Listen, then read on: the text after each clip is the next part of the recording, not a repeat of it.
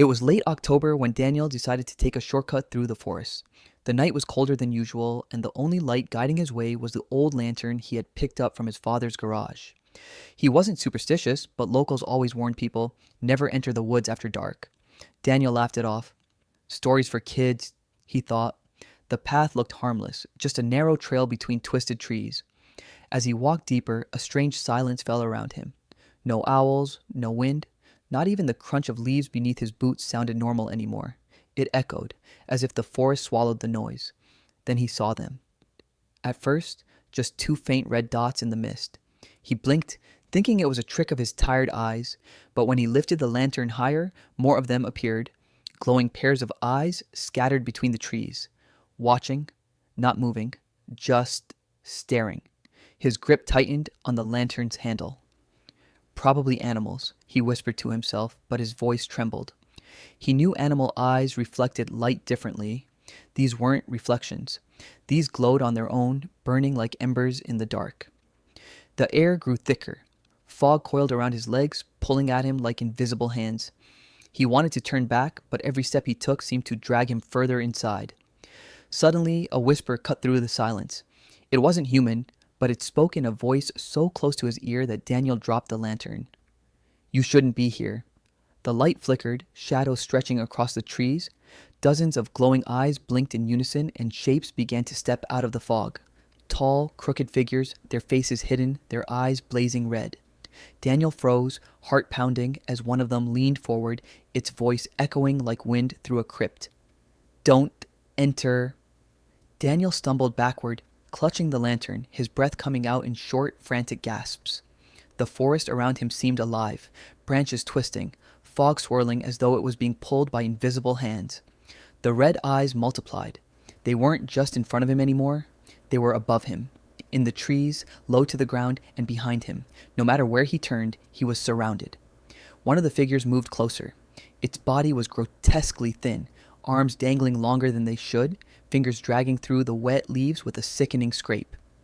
The lantern's glow flickered as though reacting to the presence, barely holding back the suffocating darkness. "Leave, or stay forever," the voice hissed, but Daniel couldn't tell which of them had spoken. They all seemed to whisper in unison, the words vibrating in his bones. He forced himself to run, his boots sinking into the mud, lantern swinging wildly. Branches whipped at his face. The path he thought he knew twisted into directions he didn't recognize. No matter which way he turned, the glowing eyes stayed just ahead, leading him deeper, not out. Then he saw it. A crooked wooden sign, half buried in the dirt. Letters carved so deep they looked like wounds. "Don't enter." His stomach turned cold. That sign wasn't there when he came in. Daniel's hands shook as he held the lantern closer to the wooden sign. The carved letters looked fresh, as if someone, or something, had scratched them only moments ago. The grooves were wet, glistening dark, as though they bled sap, or blood. Behind him, the whispers grew louder. Not words this time, laughter. Hollow, echoing laughter that bounced between the trees. It came from everywhere at once. He spun around, and his light caught one of the figures in full view for the first time. Its body was tall, skeletal, its skin stretched thin over its bones. The face had no features except for the glowing eyes that pulsed brighter as the lantern shined on them. And then, slowly, it smiled. Daniel stumbled backward. The forest floor beneath him was soft, too soft. When he looked down, he realized he wasn't standing on leaves anymore. The ground was covered in handprints, hundreds of them, dark, scorched shapes pressed into the earth, all pointing deeper into the woods. The air grew colder, every breath scraping his lungs like ice. The lantern flickered again. He tried to scream, but no sound came out. His voice was gone, swallowed by the fog. And then, from the darkness ahead, something moved. Not one figure, not two, an entire line of them, stepping in perfect silence, their glowing eyes locking onto him. The whispers returned. Clearer this time, every voice overlapping into one command. "You entered. Now you belong." Daniel staggered backward, clutching the lantern tighter as the line of shadowy figures advanced. Their movements were unnatural, jerky, as if their bodies were controlled by invisible strings. Every step they took made the earth beneath him vibrate, as though the forest itself was alive. The glowing eyes pulsed in unison, brighter, dimmer, brighter again, like the beating of one enormous heart. His own heartbeat tried to match it, pounding so hard in his chest that it hurt. Then he heard it, a second voice. Not the whispers, not the laughter. This one was different. It came from behind him, soft, desperate, almost human. Run, please, run.